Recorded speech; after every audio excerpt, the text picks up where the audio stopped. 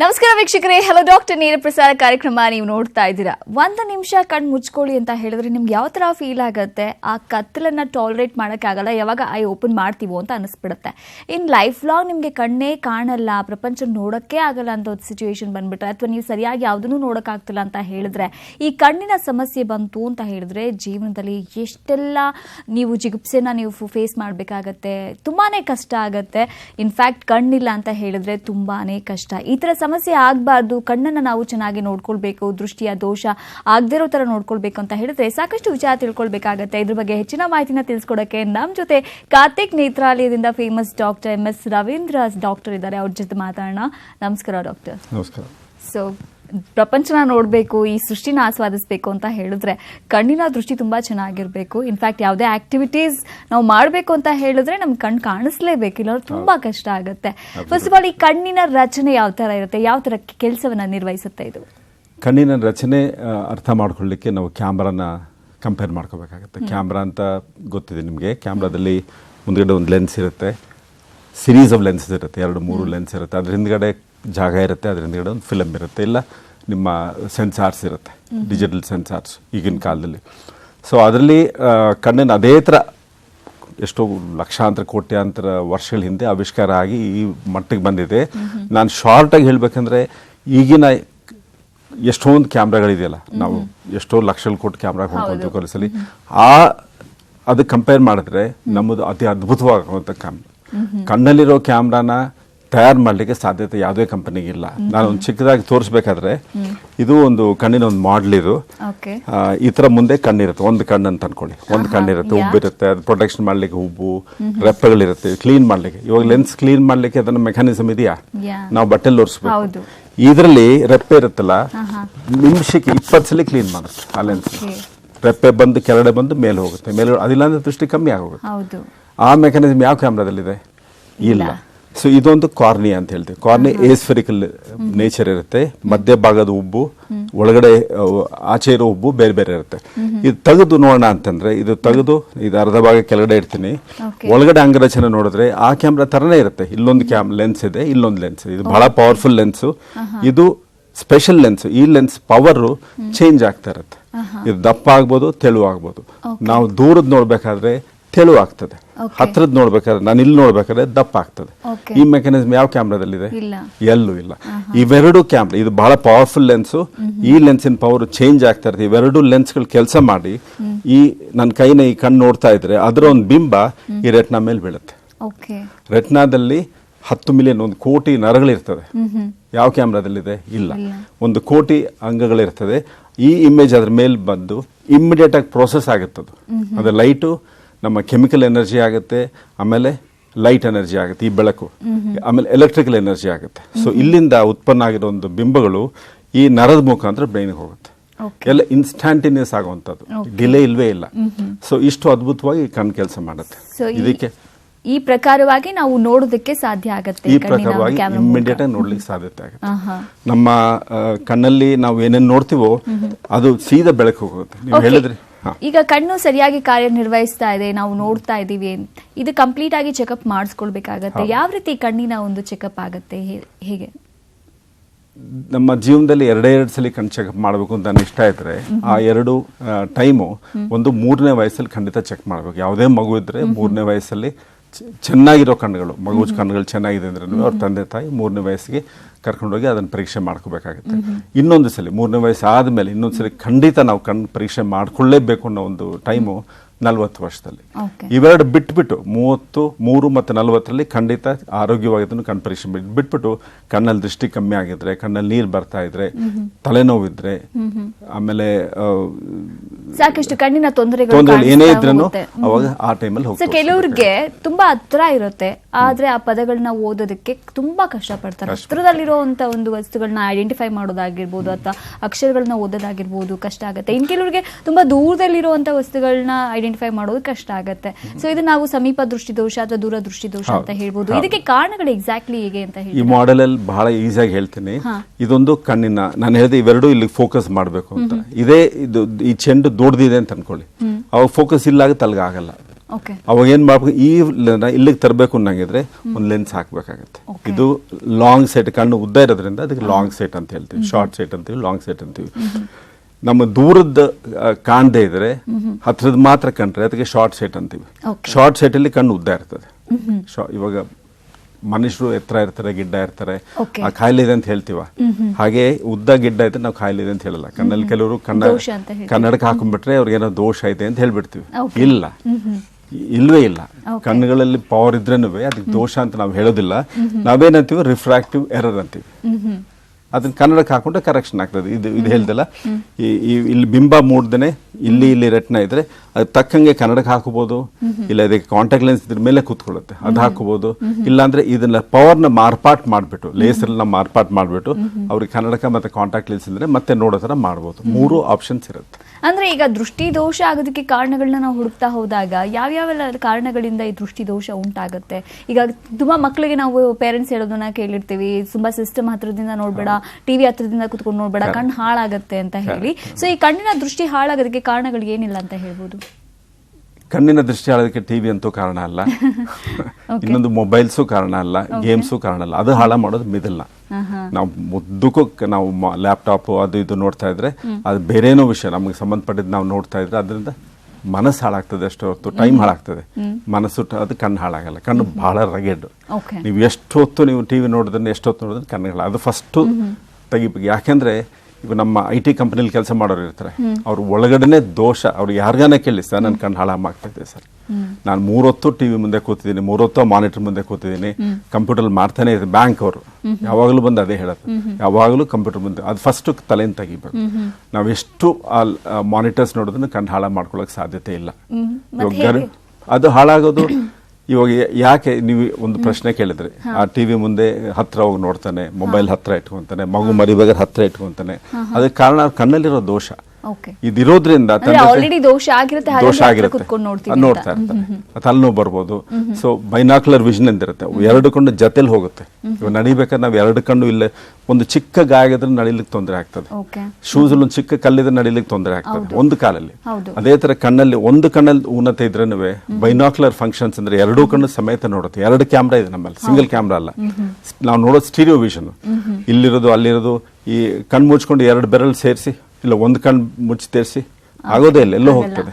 2 ಕಣ್ಣು ಇದ್ರೇನೆ ಆ ಬೆರಳು ಸೇರೋದು.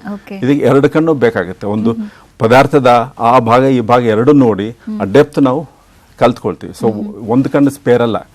ಬಹಳ ಜನ ಅಂದ್ಕೊಂಡು ಒಂದು ಕಣ್ಣು ಆಪರೇಷನ್ ಮಾಡಿ ಸಾಕು ಸರ್, ಇನ್ನೊಂದು ಕಣ್ಣು ಬೇಡ ಸಾಕು ಅಂತಾರೆ. ಅದು ತಪ್ಪಾಗುತ್ತದೆ. ಅಂದ್ರೆ ಈಗ ನಮ್ಗೆ ದೃಷ್ಟಿ ದೋಷ ನೀವು ಹೇಳ್ದಂಗೆ ಮುಂಚೆನೆ ಇರುತ್ತೆ, ನಮ್ಗೆ ಅದು ಕರೆಕ್ಟ್ ಆಗಿ ಕಾಣ್ಲಿಲ್ಲ ಅಂತ ಹೇಳಿದ್ರೆ ನಮ್ಮಲ್ಲಿ ದೋಷ ಇದೆ ಅಂತ ಹೇಳಿ ಗೊತ್ತಾಗುತ್ತೆ. ಸೊ ಆ ಟೈಮಲ್ಲಿ ನಾವು ಟೆಸ್ಟ್ ಮಾಡಿಸ್ಕೊಂಡು ಸ್ಪೆಕ್ಟಾಕಲ್ ನ ತೆಗೆದುಕೊಳ್ಬೇಕಾಗತ್ತೆ ಅಂತ ಹೇಳ್ತೀರಾ? ಸ್ಪೆಕ್ಟಿಕಲ್ಸ್ ಅವ್ರು ಇಷ್ಟ ಇಲ್ಲ ಕಾಂಟ್ಯಾಕ್ಟ್ ಲೆನ್ಸ್ ಹಾಕಬಹುದು. ಅದು ಇಷ್ಟ ಅಂದ್ರೆ ಒಂದು 18 ವರ್ಷ ಆಗಿರ್ಬೇಕಾಗತ್ತೆ. 18 ವರ್ಷ ಆದ್ಮೇಲೆ ಈ ಪವರ್ ಸ್ಟೇಬಲ್ ಆಗಿರುತ್ತೆ. ಈ ವರ್ಷ -3 ಇದೆ, ಹೋದ ವರ್ಷನೂ -3 ಇತ್ತು ಅಂದ್ರೆ ಅವ್ರಿಗೆ ಲೇಸರ್ ಅಲ್ಲಿ ಕರೆಕ್ಷನ್ ಮಾಡಿದ್ರೆ -3 0 ತರಬಹುದು. ಆಮೇಲೆ ಅವ್ರು ಕನ್ನಡಕ್ಕೆ ಹಾಕೋ ಅವಶ್ಯಕತೆ ಇಲ್ಲ. ಬಹಳ ಅದ್ಭುತವಾದ ಟೆಕ್ನಾಲಜಿ ಅದು. ಇರುವಂತ ಜನರೇಷನ್ ಅಲ್ಲಿ ಯಾರು ಕೂಡ ಕನ್ನಡಕ ಹಾಕೊಳ್ಳೋಕೆ ಇಷ್ಟಪಡಲ್ಲ. ಯಾಕಂದ್ರೆ ಕೆಲವರು ಕನ್ನಡಕ ಹಾಕದೆ ಇರೋರು ಹಾಕೊಂತ ಇರೋರು ಬೇಡ ಅಂತಾರೆ, ಕನ್ನಡಕ ಇಲ್ದೇ ಇರೋರು ಬೇಕು ಅಂತಾರೆ. ಅದು ಮನಸ್ಸಿನ ಒಂದು ತಳಮಳ ಅಷ್ಟೇ. ಬಟ್ ತುಂಬಾ ಜನ ರ್ಯಾಗ್ ಮಾಡೋದು ನಾವು ಕೇಳಿರ್ತೇವೆ, ಸೋಡಾ ಬುಡ್ಡಿ ಹಾಗೆ ಕನ್ನಡಕ ಹಾಕೊಳ್ತಾಳೆ ಹಾಗೆ 4 ಬಹಳ ಸುಲಭ. 18 ವರ್ಷ ಆಗಿದ್ರೆ ಅವ್ರಿಗೆ ನಮ್ಮ ಹತ್ರ ಬಂದ್ರೆ ನಾವು ಬಹಳ ಸುಲಭವಾಗಿ ಅದು ತೆಗಿಬಹುದು. ಏನು ಕನ್ನಡಕ ಹಾಕೊಳ್ಳೋ ಪರಿಸ್ಥಿತಿ ಇರಲ್ಲ, ಲೇಸರ್ ಟ್ರೀಟ್ಮೆಂಟ್ ಮೂಲಕ ಚಿಕಿತ್ಸೆ ಲೇಸರ್ ಇದೆ. ಆ ಕಣ್ಣೊಳಗಡೆ ಅಳವಡಿಸಿರೋ ಲೆನ್ಸ್ ಇರುತ್ತೆ. ನಾನು 2 ಲೆನ್ಸ್ ಅಂತ ಹೇಳ್ದಲ್ಲ, ಈ ಆಚೆ ಲೆನ್ಸ್ ಹಾಕೋ ಬದಲು ಈ ಲೆನ್ಸ್ಗೂ ಆ ಪಾಪೆ ಪ್ಯೂಪಿಲ್ ಅಂತಿದೆಯಲ್ಲ, ಪ್ಯೂಪಿಲ್ ಮಧ್ಯೆ ಇನ್ನೊಂದು ಲೆನ್ಸ್ ನಾವು ಕೂಡಿಸ್ತೀವಿ. ಅದು ಲೈಫ್ ಲಾಂಗ್ ಅಲ್ಲೇ ಇರುತ್ತೆ. ಅದಕ್ಕೆ ICL IPCL ಅಂತ ಹೇಳ್ತೀವಿ. ಅಲ್ಲಿ ಅದು ಗೊತ್ತಾಗೋದಿಲ್ಲ ಲೆನ್ಸ್. ನಾವು ಒಂದು ಚಿಕ್ಕದೊಂದು ಆಪರೇಷನ್ ಮಾಡಿ ಆ ಲೆನ್ಸ್ ಅನ್ನ ಮಡಚಿಬಿಟ್ಟು ಒಳಗಡೆ ಹಾಕೋದು. ಒಂದು 2 ಮಿಲಿಮೀಟರ್ 2.5-3 ಮಿಲಿಮೀಟರ್ ಇನ್ಸಿಷನ್ ಅಷ್ಟೇ ಒಳಗಡೆ ಹೊಟ್ಟೋಗುತ್ತೆ. ಅದು ಸ್ಪ್ರೆಡ್ ಆಗುತ್ತೆ ಒಳಗಡೆ. ಸರ್ ಯಾರು ಬೇಕಾದ್ರೆ ಅಂದ್ರೆ ದೋಷ ಇರೋರು ಯಾರಿಗೆ ಬೇಕಾದ್ರೂ ಈ ತರ ಒಂದು ನಾವು ಪರೀಕ್ಷೆ ಮಾಡ್ತೀವಿ. ಒಂದು 16 ಪರೀಕ್ಷೆಗಳಾಗುತ್ತೆ. ಆಪರೇಷನ್ ಮಾಡಕ್ ಮುಂಚೆ 16 ಪರೀಕ್ಷೆ ಮಾಡಿ, ಬಾಕಿ ನಾವು ರೆಟಿನಾ ಚೆನ್ನಾಗಿರ್ಬೇಕು, ನರ ಚೆನ್ನಾಗಿರ್ಬೇಕು, ಕಣ್ಣಲ್ಲಿ ಪ್ರೆಷರ್ ಚೆನ್ನಾಗಿರ್ಬೇಕು, ಡ್ರೈ ಇರಬಾರ್ದು, ಅವ್ರಿಗೆ ಕಣ್ಣು ಒಣಗಿರೋದು ಇರಬಾರ್ದು. ಅದರಿಂದ ಅದು ಆತರ ಎಲ್ಲ ಕಣ್ಣು ಪೂರ ಆರೋಗ್ಯವಾಗಿದೆ ಅಂದ್ರೆ ಖಂಡಿತ ಆಪರೇಷನ್ಗೆ ಎಲಿಜಿಬಲ್ ಅಂತ ಹೇಳಿದ್ರೆ ಅಂತವ್ರಿಗೆ ಮಾತ್ರ ಆಪರೇಷನ್. ಅದರ್ವೈಸ್ ಸ್ಪೆಕ್ಸ್ ಹಾಕೊಳ್ಬೇಕಾಗುತ್ತೆ ಅಥವಾ ಕಾಂಟ್ಯಾಕ್ಟ್ ಲೆನ್ಸ್ ಹಾಕೊಳ್ಬೇಕಾಗುತ್ತೆ. ಫೈನ್ ಡಾಕ್ಟರ್, ಇನ್ನಷ್ಟು ಡೀಟೇಲ್ಸ್ ಕೊಡಿ. ಈಗ ಗಿರಿಜಮ್ಮ ಅವ್ರು ಕಾಲ್ ಮಾಡಿದ್ದಾರೆ. ನಮಸ್ಕಾರ ಗಿರಿಜಮ್ಮ ಅವರೇ. ನಮಸ್ಕಾರ ಮೇಡಮ್. ಎಸ್ ಮಾ, ದೃಷ್ಟಿಯ ಒಂದು ದೋಷದ ಬಗ್ಗೆ, ಈ ಕಣ್ಣಿನ ಒಂದು ಸಮಸ್ಯೆ ಬಗ್ಗೆ ಮಾತಾಡ್ತಾ ಇದ್ದಾರೆ ಡಾಕ್ಟರ್ MS ರವೀಂದ್ರ ಅವರು. ಮಾತಾಡಿ, ಅವ್ರ ಜೊತೆ ನಿಮ್ಮ ಸಮಸ್ಯೆ ತಿಳಿಸಿ. ಅಲ್ಲ, ನಮಸ್ತೆ ಸರ್. ನಮಸ್ತೆ. ಅದು ಕಣ್ಣು ಬಲಗಡೆ ಕಣ್ಣು ಆಪರೇಷನ್ ಮಾಡಿಸ್ಕೊಂಡಿದ್ದೆ. ಇವಾಗ ಮಾಡ್ಕೊಂಡ್ಮೇಲೆ ಮತ್ತೆ ಈಗ ವರ್ಷ ಆಯ್ತು, ಕಣ್ಣಲ್ಲಿ ಒಂಥರ ಸೊಳ್ಳೆ ಓಡಾಡ್ತಂಗಾಗುತ್ತೆ, ಗೆರೆ ಗೆರೆ ಬರುತ್ತೆ. ಮಾಡ್ಕೊಂಡಿದ್ದೀನಿ, ಮತ್ತೆ ಹಂಗೆ ಆಗ್ತಾ ಇದೆ ಸರ್. ಕಣ್ಣೆಲ್ಲ ಸ್ವಲ್ಪ ಮಂಜು ಆಗುತ್ತೆ. ಓಕೆ, ಎಷ್ಟು ವರ್ಷ ಆಯ್ತು ಆಪರೇಷನ್ ಮಾಡಿ? ಈಗ 1 ವರ್ಷ ಆಯ್ತು ಸರ್. ನಾನು ಸ್ಟಾರ್ಟಿಂಗ್ ಎಲ್ಲ ಡಾಕ್ಟರ್ ಹೇಳಿದೆ, ನಾನು ಸ್ವಲ್ಪ ಯಾಕೋ ಸರಿ ಆಗ್ತಾ ಇಲ್ಲ ಅಂತ. ಅವ್ರು ಸ್ವಲ್ಪ ರೇಟ್ ವಯಸ್ಸೆಷ್ಟಮ್ಮ ನಿಮಗೆ? ಏಜ್ ಸರ್ ನಂಗೆ 49 ಸರ್. ಏನು ಆಪರೇಷನ್ ಆಗಿದೆ ಗೊತ್ತಿದೆಯಮ್ಮ? ಯಾವ ತರ ಆಪರೇಷನ್ ನೂರಾರು ತರ ಇದೆ. ಅದೇ ಕಣ್ಣು ಸ್ವಲ್ಪ ಪೊರೆ ಬಂದಿತ್ತು, ಮಾಡ್ಕೊಂಡಿದ್ದೆ. ನೋಡಮ್ಮ, ಪೊರೆಯಲ್ಲಿ ಏನ್ ಮಾಡ್ತೀವಿ ಅಂದ್ರೆ, ಇದು ನಾನು 2 ಲೆನ್ಸ್ ಅಂತ ಅವಲೇ ನಾನು ಹೇಳ್ದೆ. ಈ ಒಂದು ಪಾರದರ್ಶಕವಾದ ಸ್ಫಟಿಕ ತರ ಇರಬೇಕು. ಇದಕ್ಕೆ ನಾವು ಲೆನ್ಸ್ ಅಂತೀವಿ, ಕ್ರಿಸ್ಟಲೈನ್ ಲೆನ್ಸ್ ಅಂತೀವಿ. ಕ್ರಿಸ್ಟಲ್ ತರ ಇರಬೇಕಾಗತ್ತೆ. ಇದು ಬಿಳುಪಾಗುತ್ತೆ. ನಮ್ಮ ಕೂದಲು ಹೆಂಗೆ ಬೆಳಗಾಗುತ್ತೋ ವಯಸ್ಸಾದ್ಮೇಲೆ, ಇದು ಕ್ಲಾರಿಟಿ ಇರೋದು ಬೆಳಗಾಗುತ್ತೆ. ಆವಾಗ ನಾವೇನು ಮಾಡ್ತೀವಿ, ಲೆನ್ಸ್ ಅಲ್ಲೇ ಇರ್ತದೆ. ಹಿಂದಿನ ಕಾಲದ ಲೆನ್ಸ್ ತೆಗೆದು ಬಿಡ್ತಿದ್ವಿ, ಇವಾಗ ಲೆನ್ಸ್ ತೆಗೆಯಲು ಹಾಗೇ ಇರ್ತದೆ. ಸೈಡಿಂದ ಒಂದು ಚಿಕ್ಕದು ಓಪನಿಂಗ್ ಮಾಡ್ಕೊಂಡು ಅದಕ್ಕೆ ನಾವು ಇಂಜೆಕ್ಷನ್ ಕೊಡೋ ಅವಶ್ಯಕತೆ ಇರಲ್ಲ, ಬ್ಯಾಂಡೇಜ್ ಇರಲ್ಲ. ಆಪ್ರೇಷನ್ ಮಾಡಿ ಸೀದಾ ಮನೆಗೆ ಹೋಗಿ ನೀವು ಅಡುಗೆ ಮನೆಗೆ ಹೋಗಿ ಅಡುಗೆ ಮಾಡ್ಬೋದು. ಕೆಲವು ಡ್ರೈವ್ ಮಾಡ್ಕೊಂಡು ಮನೆಗೆ ಹೊಟ್ಟೋಗ್ತಾರೆ. ಅದು ತಪ್ಪು, ಸರಿ ನಾನು ಹೇಳಲ್ಲ, ಬಟ್ ಗತ್ಯಂತರ ಇಲ್ಲದಿದ್ರೆ ಮಾಡ್ತಾರೆ. ಅದು ಮಾಡಿ ಇದನ್ನು ಓಪನ್ ಮಾಡಿ ಇದು ಒಳಗಡೆ ಇರೋ ಬಗ್ಗಡೆ ಎಲ್ಲ ಆಚೆ ತೆಗೆದುಬಿಟ್ಟು ಒಳಗಡೆ ಹೊಸ ಲೆನ್ಸ್ ಹಾಕ್ತೀವಿ. ಹೊಸ ಲೆನ್ಸ್ ಹಾಕಿ ಅದಲ್ಲೇ ಇರ್ತದೆ, ಬೇರೆ ನಾವೇನು ಮಾಡೋಕ್ಕಾಗಲ್ಲ. ಇವು ಕೆಲವು ಸಲ ಏನಾಗ್ತದೆ ಅಂದರೆ, ಕಣ್ಣಲ್ಲಿ ಇಲ್ಲಿ ವಿಟ್ರಿಯಸ್ ಅಂದರೆ, ನಾನು ಖಾಲಿ ಇದೆಯಲ್ಲ ಜಾಗ, ಈ ಅಂಶದಲ್ಲಿ ವಿಟ್ರಿಯಸ್ ಅನ್ನೋ ಒಂದು ಅಂಶ ಇರುತ್ತೆ. ಅದು ಲೋಳೆ ಥರ ಇರುತ್ತೆ. ಇವಾಗ ಕೋಳಿ ಮೊಟ್ಟೆ ಒಳಗಡೆ ಲೋಳೆ ಇರುತ್ತಲ್ಲ, ಆ ಥರ ಲೋಳೆ ಥರ ಇರುತ್ತೆ. ಅದು ಒಳಗಡೆ ಕೂತಿರುತ್ತೆ. ಅದು ಅಟ್ಯಾಚ್ ಆಗಿರುತ್ತೆ ರೆಟ್ನಾಗಿ. ಇದು ರೆಟಿನಾ, ಇದು ಅಟ್ಯಾಚ್ ಆಗಿರುತ್ತೆ. ಅದು ಬಿಟ್ಟಾಗ ವಯಸ್ಸಿಂದ ಬಿಡುತ್ತೆ, ಆಪರೇಷನ್ ಆದ್ಮೇಲೆ ಬಿಡುತ್ತೆ. ಕಣ್ಣಿಗೆ ಏಟ್ ಬಿದ್ದಿದ್ರೆ ಅದು ಬಿಡ್ತದೆ. ಅದು ಕಾಯಿಲೆ ಅಲ್ಲ, ಅದು ಬಿಟ್ಟಾಗ ವಯಸ್ಸಿಂದ ಬಂದಿರೋವಂಥದ್ದು. ಇದು ವಯಸ್ಸಲ್ಲಿ ನೆರಿಗೆ ಬರುತ್ತಲ್ಲ, ಆ ಥರ ಇದು ಬರುತ್ತೆ. ಬಿಟ್ಟಾಗ ನಿಮಗೆ ಡಾಟ್ಸ್ ಕಾಣುತ್ತೆ. ದೃಷ್ಟಿ ಚೆನ್ನಾಗಿದ್ದು, ನಿಮ್ಮ ಕಣ್ಣಲ್ಲಿ ದೃಷ್ಟಿ ಭಾಳ ಚೆನ್ನಾಗಿದೆ, ಈ ಬರೀ ಡಾಟ್ಸ್ ಕಾಣುತ್ತೆ, ಲೈನ್ಸ್ ಕಾಣುತ್ತೆ, ಅದಕ್ಕೆ ನಾವು ಇಂಗ್ಲೀಷಲ್ಲಿ ಫ್ಲೋಟರ್ಸ್ ಅಂತ ಹೇಳ್ತೀವಿ. ಈ ಫ್ಲೋಟ್ ಆಗ್ತಾ ಇರುತ್ತೆ, ಆ ಪಾರ್ಟಿಕಲ್ಸ್ ಎಲ್ಲ ಫ್ಲೋಟ್ ಆಗ್ತದೆ, ನಿಮ್ಗೆ ಅದು ಶ್ಯಾಡೋಸ್ ಕಾಣುತ್ತೆ. ಅದಕ್ಕೆ ಯಾವುದೇ ಆಪರೇಷನ್ ಮಾಡಿ ತೆಗಿಲಿಕ್ಕಾಗಲ್ಲ, ಅದಲ್ಲೇ ಇರುತ್ತೆ ಅದು. ಸೊ ಅದನ್ನು ನಾವು ಅರ್ಥ ಮಾಡಿಕೊಂಡು, ನಾವು ಅದು ಫ್ಲೋಟರ್ಸ್ ಹೊಸದಾಗಿ ಬಂದಾಗ, ಇಲ್ಲ ಫ್ಲಾಶಸ್ ಬಂದಾಗ, ನಾನು ನೋಡ್ತಾ ಇದ್ದಾರೆ ಕ್ಯಾಮ್ರಾನ, ಈ ಸೈಡಿಂದ ಏನೋ ಮಿಂಚ್ ಬಂದಾಗೆ ಚಿಕ್ಕದಾಗಿ ಫ್ಲಾಶಸ್ ಇಲ್ಲ ಸ್ಪಾರ್ಕ್ಸ್ ಬಂದಾಗ ನಾವು ಹೋಗಿ ರೆಟಿನಾ ಚೆನ್ನಾಗಿದೆ ಚೆಕ್ ಮಾಡಿಸ್ಕೋಬೇಕು. ಫ್ಲೋಟರ್ಸ್ ಮತ್ತೆ ಫ್ಲಾಶಸ್ ಬಂದಾಗ ನಮ್ಗೆ ಏನ್ ಮಾಡಬೇಕು, ಡಾಕ್ಟರ್ ಹತ್ರ ಹೋಗ್ಬಿಟ್ಟು ಪೀಪಲ್ ಡೈಲೇಟ್ ಮಾಡಿಸ್ಬಿಟ್ಟು ಚೆಕ್ ಮಾಡ್ತಾರೆ. ರೆಟಿನಾ ಚೆಕ್ ಮಾಡಿ, ರೆಟಿನಾ ನಾರ್ಮಲ್ ಇದ್ರೆ ನೀವು ಏನು ವರಿ ಮಾಡೋ ಅವಶ್ಯಕತೆ ಇಲ್ಲ. ಆಮೇಲೆ ದೃಷ್ಟಿ ಕಮ್ಮಿ ಆಗ್ತಾ ಇರೋದಕ್ಕೆ ಕಾರಣ 1 ವರ್ಷ 2 ವರ್ಷ 3 ವರ್ಷ ಆದಮೇಲೆ ಪೊರೆ ಆಪರೇಷನ್ ಆದಮೇಲೆ ಕೆಲವರಿಗೆ 100ರಲ್ಲಿ 8 ಜನಕ್ಕೆ ದೃಷ್ಟಿ ಸ್ವಲ್ಪ ಕಮ್ಮಿ ಆಗ್ತೀವಿ. ಮೇಡಮ್ ಹೇಳಿದಲ್ಲ ಅದೇ ಥರ. ಅದಕ್ಕೆ ಕಾರಣ ಇದು ಲೆನ್ಸ್ನ ಹೊಸ ಲೆನ್ಸ್ ಹಿಂಭಾಗ ಒಂದು ಲೇಯರ್ ಇರುತ್ತೆ, ಅದಕ್ಕೆ ಪೋಸ್ಟೀರಿಯರ್ ಕ್ಯಾಪ್ಸುಲ್ ಅಂತೀವಿ. ಅದು ನಮ್ಮ ದೇಹದ ಒಂದು ಭಾಗ. ಇವಾಗ ಕೈಯಲ್ಲಿ ಗಾಯ ಆದ್ರೆ ಅದು ಹೀಲ್ ಆದ ಕೆಲವು ಸ್ಕಾರ್ ಜಾಸ್ತಿ ಆಗ್ತದೆ, ಮಾರ್ಕ್ ಉಳಿತದೆ. ಕೆಲವ್ರಿಗೆ ಮಾರ್ಕೇ ಇರಲ್ಲ, ಗಾಯ ಆಗಿದ್ದು ಗೊತ್ತಾಗಲ್ಲ. ಕೆಲವ್ರಿಗೆ ಆತರ ಮಾರ್ಕ್ ಉಳಿದ್ರೆ ಅದು ನಾವು ಲೇಸರ್ ಅಲ್ಲಿ ಮತ್ತೆ ಓಪನ್ ಮಾಡೋ ಅವಶ್ಯಕತೆ ಇಲ್ಲ. ಯಾಗ್ ಲೇಸರ್ ಅಂತಿದೆ, ನಿಯೋಡೈಮಿಯಂ, ಇಟ್ರಿಯಂ, ಅಲ್ಯೂಮಿನಿಯಂ, ಗಾರ್ನೆಟ್ ಅಂತ, ಅದು ಶಾರ್ಟ್ ಆಗಿ ND ಅಂತೀವಿ.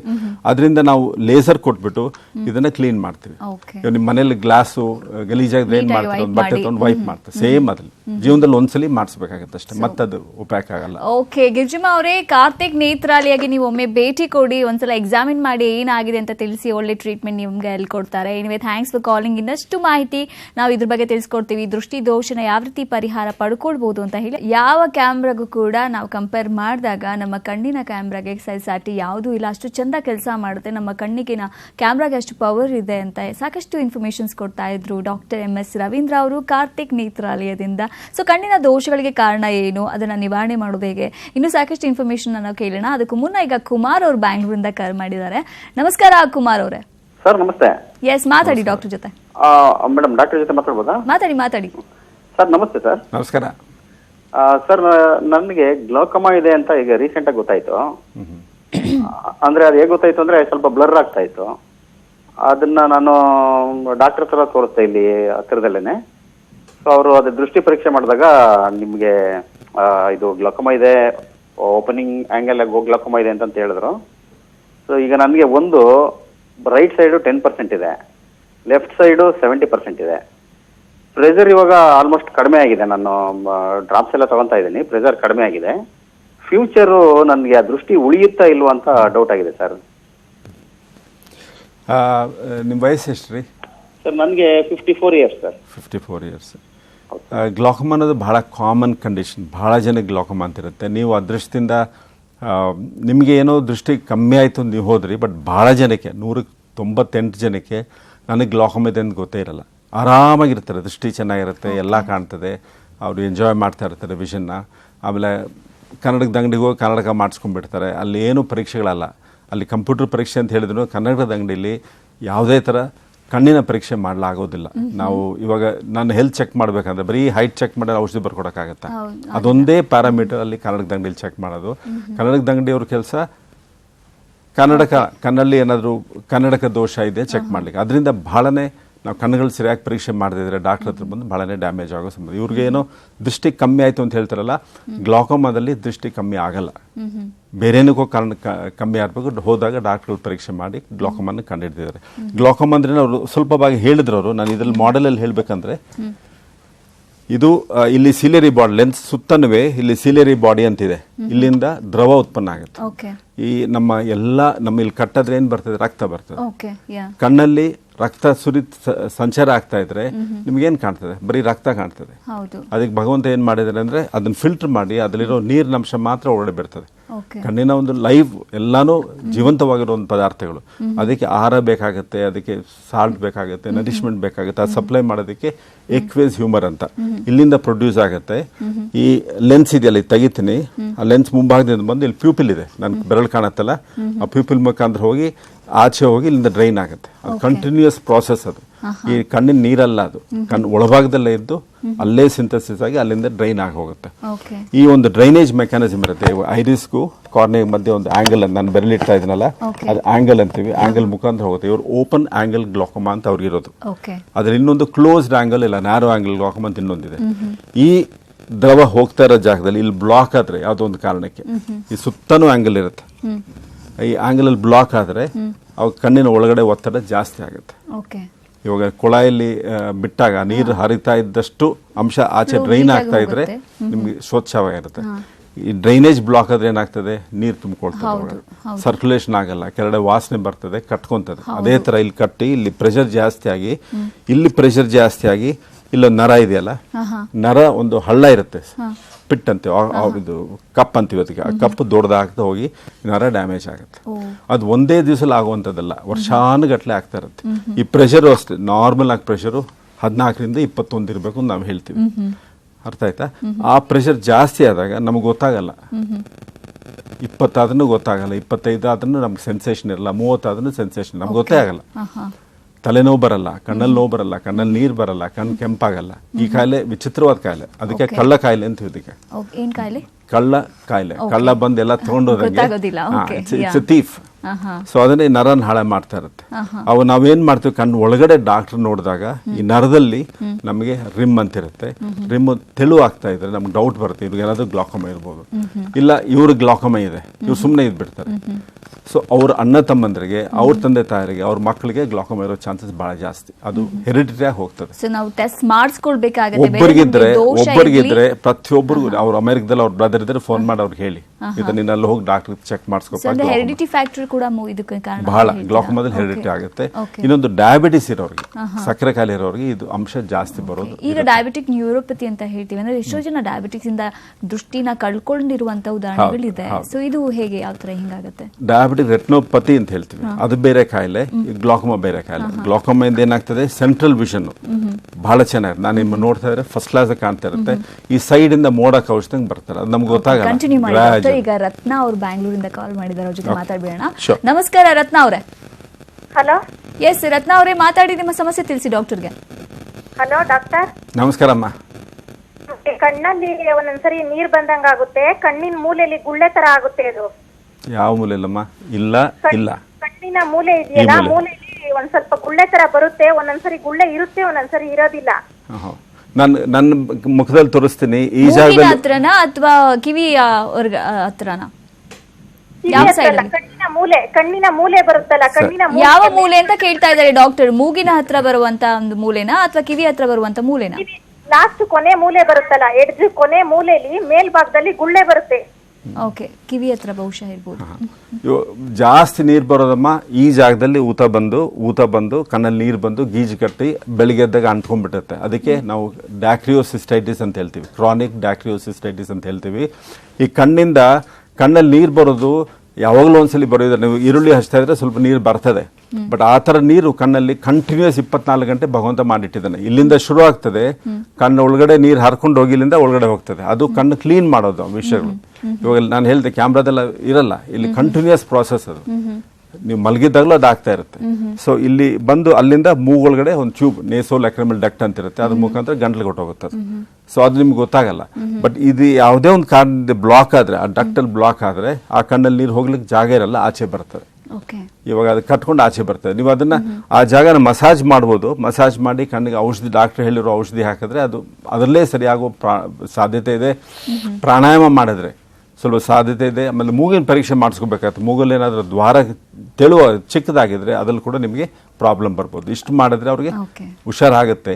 ಕೆಲವು ಸಲ ಹುಷಾರಾಗಿದ್ರೆ ಆಪರೇಷನ್ ಮಾಡಬೇಕಾಗ್ಬೋದು. ಎಸ್ ರತ್ನ ಅವರೇ, ಟಿವಿ ಸ್ಕ್ರೀನ್ ಮೇಲೆ ನಂಬರ್ ಡಿಸ್ಪ್ಲೇ ಆಗ್ತಿದೆ, ಕಾರ್ತಿಕ್ ನೇತ್ರಾಲಯ, ಅದು ನೋಟ್ ಮಾಡ್ಕೊಳ್ಳಿ. 9844043353. ಒಮ್ಮೆ ಭೇಟಿ ಕೊಡಿಮಾ, ಏನಾಗಿದೆ ಅಂತ ಹೇಳಿ ಎಕ್ಸಾಮಿನ್ ಮಾಡಿಸ್ಕೊಳ್ಳಿ. Thanks for calling. Next collar Rukmini ಅವರು ಇದ್ದಾರೆ. ನಮಸ್ಕಾರ ರುಕ್ಮಿಣಿ ಅವರೇ.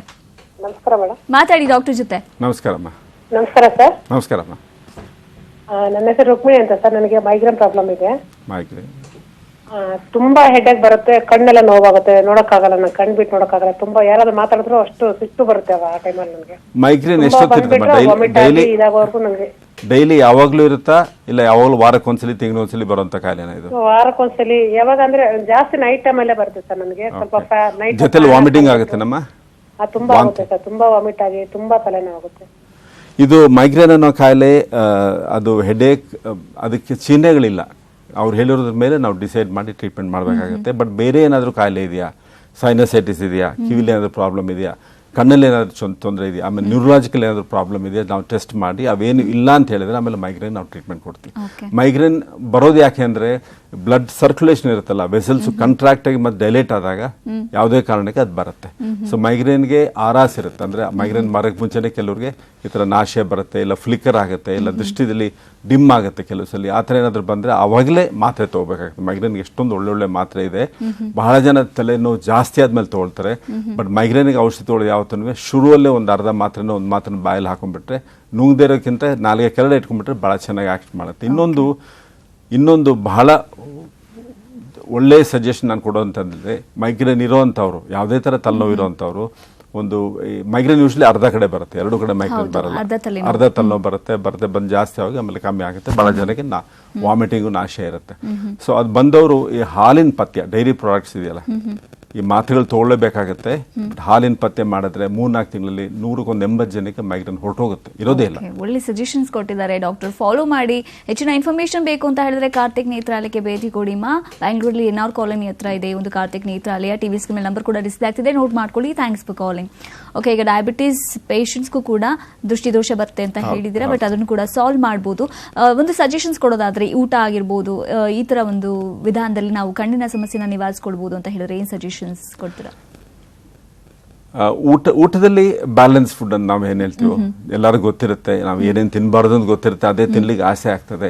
ಬ್ಯಾಲೆನ್ಸ್ ಫುಡ್ ಅಂದ್ರೆ ಹಸಿ ತರಕಾರಿ, ಕಾಳು, ಬೇಳೆ, ಎಲ್ಲದಕ್ಕಿಂತ ಹೆಚ್ಚಾಗಿ ಮೊಳಕೆಗಳು, ಆಮೇಲೆ ಇವನ್ ಸೀರಿಯಲ್ಸು ಬ್ಯಾಲೆನ್ಸ್ ಆಗಿರ್ಬೇಕು. ಬರೀ ಅನ್ನನೇ ತಿನ್ಬೋದು, ಅನ್ನ, ಅಕ್ಕಿ, ಗೋಧಿ, ರಾಗಿ, ಆ ಥರ ಎಲ್ಲ ಮಿಕ್ಸ್ ಮಾಡಿ. ತುಂಬಾ ಇಂಪಾರ್ಟೆಂಟ್ ಅಂತ ವಿಟಮಿನ್ ಎ ಹೌದು, ನೀವು ಹೇಳಿದ್ರೆ absolutely right. Vitamin A is very important for the eye, because vitamin ಎಲ್ಲೆಲ್ಲಿರುತ್ತೆ, ಮೊಟ್ಟೆಲಿರುತ್ತೆ, ಮೊಳಕೆಲಿರ್ತದೆ. ಎಲ್ಲರೂ ಕ್ಯಾರೆಟನ್ ಫಸ್ಟ್ ಬಂದ್ಬಿಡಿರುತ್ತೆ, ಅದರಲ್ಲಂತೂ ಇರುತ್ತೆ. Any colour, red colour, brown colour, beetroot, ಅದೆಲ್ಲದರಲ್ಲೂ ವಿಟಮಿನ್ ಎ ಇರ್ತದೆ. ಹಾಲಲ್ಲಿರುತ್ತೆ. ಸೊ ಅದನ್ನ ನಾವು ಸೇವಿಸಬೇಕಾಗತ್ತೆ. ಮಕ್ಕಳಿಗಂತೂ ಅಬ್ಸಲ್ಯೂಟ್ಲಿ ಇಂಪಾರ್ಟೆಂಟು. ವಿಟಮಿನ್ ಎ ಬೇಕಾಗೋದು ಇದು ಲೈಟ್ನ ನಾನು ಎಲೆಕ್ಟ್ರಿಕಲ್ ಎನರ್ಜಿ ಕನ್ವರ್ಟ್ ಮಾಡಿದ್ರೆ ಅಂತ ಹೇಳಿ ಅದಕ್ಕೆ ವಿಟಮಿನ್ ಎ ಬೇಕಾಗುತ್ತೆ. ಓಕೆ ಡಾಕ್ಟರ್, ಸಾಕಷ್ಟು ಇನ್ಫಾರ್ಮೇಷನ್ಸ್ ಕೊಟ್ಟಿದ್ದೀರಾ. ಇನ್ನೂ ಹೆಚ್ಚಿನ ಮಾಹಿತಿ ಕೇಳಬೇಕು ಅಂತ ಅನಿಸಿದೆ. ಬಟ್ ಇರುವಂಥ ಸಮಯದಲ್ಲಿ ಕಣ್ಣಿನ ಒಂದು ರಚನೆ ಬಗ್ಗೆ, ಅದರ ಒಂದು ಕಾರ್ಯದ ಬಗ್ಗೆ, ದೋಷಗಳ ಬಗ್ಗೆ ಸಾಕಷ್ಟು ಇನ್ಫಾರ್ಮೇಷನ್ ಕೊಟ್ಟಿದ್ದೀರಾ. Thank you so much doctor, ನಿಮ್ಮೆಲ್ಲ ಇನ್ಫಾರ್ಮೇಷನ್ಗೆ. Thank you. ಸೊ ವೀಕ್ಷಕರೇ, ಕಣ್ಣು ತುಂಬಾ ಇಂಪಾರ್ಟೆಂಟು. ನಿಮ್ಮ ಜೀವನನ ಎಂಜಾಯ್ ಮಾಡಬೇಕು ಅಂತ ಹೇಳಿದ್ರೆ ದೃಷ್ಟಿದೋಷ ಬರದೇ ಇರೋ ಥರ ನೋಡ್ಕೊಳ್ಳಿ. ಇನ್ ಕೇಸ್ ನಿಮಗೆ ದೃಷ್ಟಿದೋಷ ಇದೆ ಅಂತ ಫೀಲ್ ಆಗ್ತಿದ್ರೆ ಇನ್ ಟೈಮ್ ಟ್ರೀಟ್ಮೆಂಟ್ ತೆಗೆದುಕೊಳ್ಳಿ. ಕಾರ್ತಿಕ್ ನೇತ್ರ ಪ್ರಯೋಗಾಲಯಕ್ಕೆ ಭೇಟಿ ಕೊಡಿ, ಸಾಕಷ್ಟು ಒಂದು ಒಳ್ಳೆ ರೀತಿಯ ಒಂದು ಅಡ್ವಾನ್ಸ್ ಟ್ರೀಟ್ಮೆಂಟ್ ನಿಮ್ಗೆ ಅಲ್ಲಿ ಸಿಗುತ್ತೆ, ಇದರ ಉಪಯೋಗ ಪಡ್ಕೊಳ್ಳಿ ಅಂತ ಹೇಳ್ತಾ ಇವತ್ತಿನ ಸ್ಪೆಷಲ್ ನೋಡ್ತಾ ಇರಿ ನ್ಯೂಸ್ 18 ಕನ್ನಡ, ಜಾಲ ನಮ್ಮದು, ಬಲ ನಿಮ್ಮದು.